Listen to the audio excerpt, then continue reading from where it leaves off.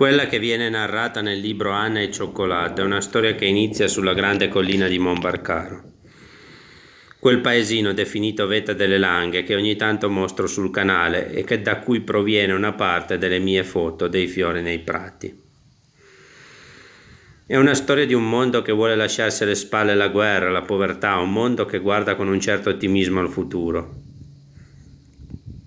La gente pian piano abbandona questi luoghi bellissimi perché a fronte di un lavoro enorme nei campi, molto faticoso, il guadagno è davvero misero e da dividere fra tanti. Fino ai primi anni del dopoguerra, i figli vengono mandati a servizio presso altre famiglie e i guadagni servono a far quadrare il bilancio familiare.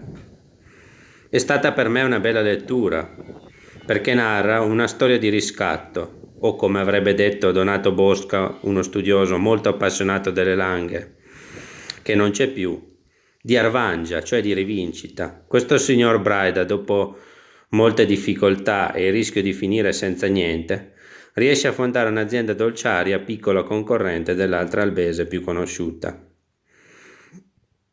Quello che so io è che negli anni immediatamente successivi alla guerra ci sono ancora ben 7 scuole elementari a Monbarcaro, cosa che potrebbe sembrare incredibile per chi ci passa nel 2025.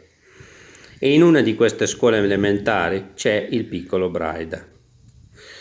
Ci sono, per evitare ai piccoli di dover scalare questa grande collina, in condizioni climatiche avverse, su strade di campagna in assenza di altri mezzi.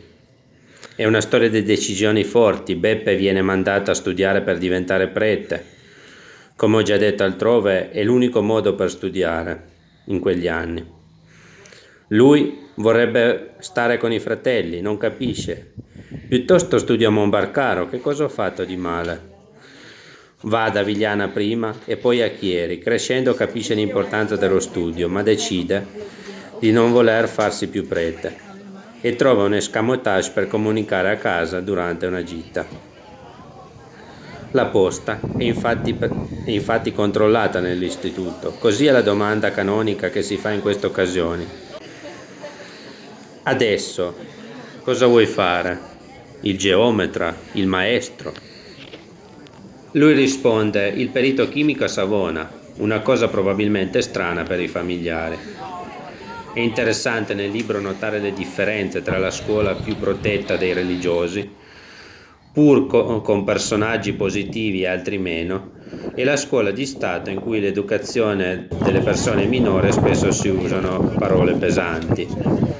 E anche i professori lo fanno. Questa seconda scuola insegna tuttavia al giovane a ricavarsi i suoi spazi nel mondo, a lottare. Grazie a questo ciclo di istruzione ha diverse proposte di lavoro, ma lui preferisce la Ferrero di Alba. Qui fa una grande esperienza pratica, lavora in un reparto legato alla tostatura del caffè e ha la possibilità di assaggiare molto. Presto inizia a tostare caffè per conto proprio e il padre lo mette in contatto con un mercante, uno di quelli del mercato del sabato di Alba. Decide di lasciare la Ferrero nonostante proposte di aumento da parte dell'azienda. È una scelta che significa rinunciare ad un posto fisso e ben retribuito, un salto nel buio. Esplora, spinto dal suo socio in affari, il mercante con cui è stato messo in contatto dal padre, il settore della cioccolata, ma gestendo la parte legata alla produzione, alla scelta delle macchine per il lavoro. Il resto è ancora gestito dal commerciante.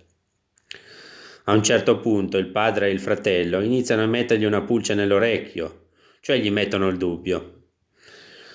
Lo spingono a reclamare sempre più spazi d'autonomia dal suo socio fino alla divisione completa, un passo che Braille inizialmente non vorrebbe fare, perché teme quello che si dice il passo più lungo della gamba. Infatti Braida cade.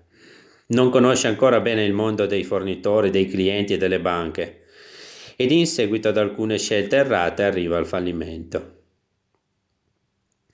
Fallimento è molto grave, vuol dire impossibilità di accantonare somme a proprio nome, confisca di beni e perdita del diritto di voto. Per fortuna c'è la moglie che lo sostiene dai tempi della Ferrero, anche psicologicamente, ci sono alcuni amici e c'è il duro impegno.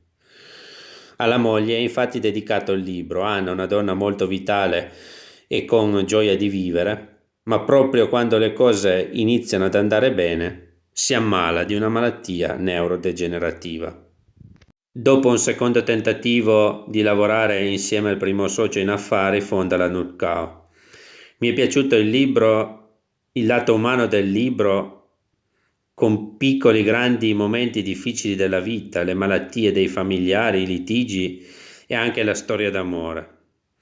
Purtroppo, la storia si conclude con la vendita dell'azienda di fronte ad un'offerta allettante. L'azienda, soprattutto di queste dimensioni, ha bisogno di continui debiti per stare a galla, debiti che poi vanno ripagati, e di stare sempre dietro alle ultime tecnologie. Di fronte all'età, ad una riunione di famiglia, Braida vende. La storia si conclude con l'aggravamento delle condizioni di salute della moglie e con una piccola confessione. La vita è così, ci si impegna per creare qualcosa, per non soccombere, poi tutto finisce, ma in fondo ne vale la pena, secondo me.